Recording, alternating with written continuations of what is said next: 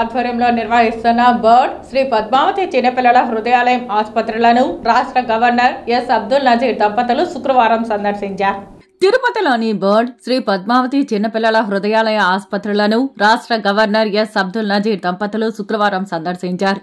ముందుగా బోర్డు ఆసుపత్రిని సందర్శించి నిరుపేదలకు ఉచితంగా మోకాళ్లు, కీళ్ల మార్పిడి మరియు ఇతర ఎముకల సంబంధిత వ్యాధులకు అందుతున్న చికిత్స, ఐసీయూ, అవుట్ పేషెంట్ విభాగం, ఆపరేషన్ థియేటర్లు, వార్డులను, డిజిటల్ ఎక్స్రే, సిటీ స్కాన్, కృత్రిమ అవయవాల తయారీ, అమెరికా కేంద్రాన్ని పరిశీలించారు. అనంతరం శ్రీ పద్మావతి చిన్నపిల్లల హృదయాలయం ఆసుపత్రి వార్డులో గుండె జబ్బులతో చికిత్స పొందుతున్న చిన్నారులను, క్యాత్ ల్యాబ్, ఐసీయూ తదితర వార్డులను రాష్ట్ర గవర్నర్ సందర్శించి రోగుల తల్లిదండ్రులతో మాట్లాడారు. నిరుపేదలకు ఉచితంగా గుండె శస్త్రచికిత్సలు చేసి చిన్నారులకు టీటీడీ అందిస్తున్న సేవల పట్ల ఆయన హర్షం వ్యక్తం చేశారు.